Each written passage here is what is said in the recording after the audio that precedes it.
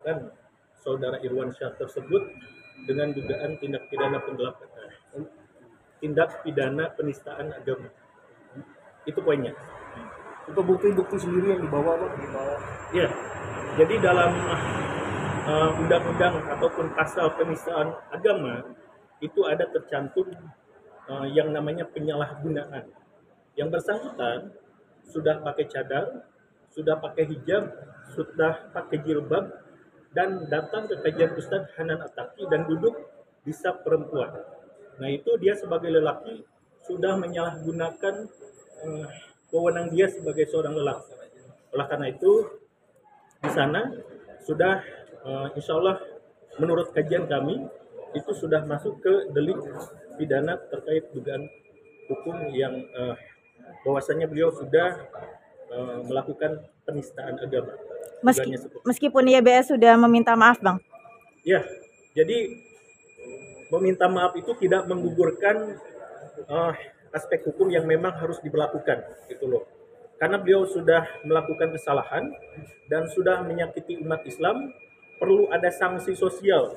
Dan ini bukan hanya sekedar bicara tentang saudara Irwansyah atau Wandahara saja, tapi ini akan sebagai bentuk pelajaran bagi mereka yang mempunyai penyakit sejenis seperti Irwansyah tersebut, gitu. Dan supaya ini demi masa depan negara sebetulnya. Kenapa?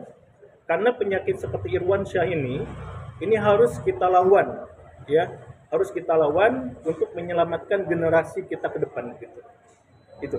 Iya, Bang, kan waktu itu juga si Irwansyah sendiri foto sama teman-teman artisnya ya, Bang ya.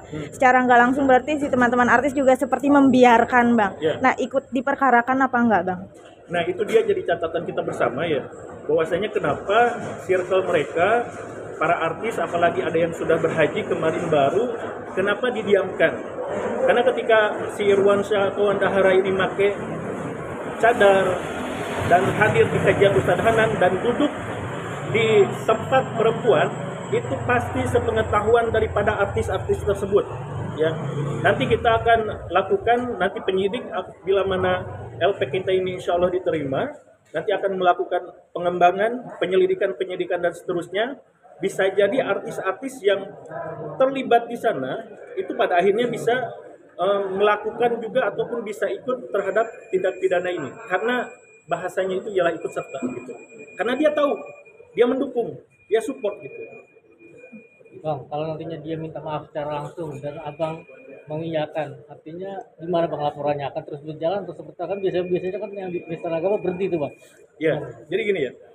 Ini saya datang ke sini itu bukan hanya atas nama pribadi saja. Saya datang ke sini ialah atas nama umat Islam yang merasa tersakiti, gitu loh. Adapun nanti dia mau damai dan lain-lain, banyak netizen di luar sana yang sudah gerak. Saya mengatasnamakan masyarakat Indonesia yang ngaku muslim, yang masih punya giroh agamanya diseperti itu kan. Sebetulnya candaannya gini, ada 3B yang harus diikuti oleh si Irwansyah ini bila mana memang dia mau berdamai. Ya, yang pertama 3B itu bukan bintang biasa Raffi Ahmad, bukan. Tapi dia harus bertaubat, harus berhijrah, dan harus berjenggot. Candaannya gitu ya.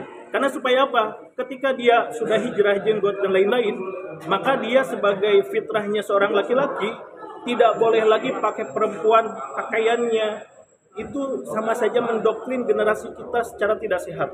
Nah, namun kalau bicara masalah damai ataupun tidak, ini kita insya Allah baru mau akan bikin LP, ya.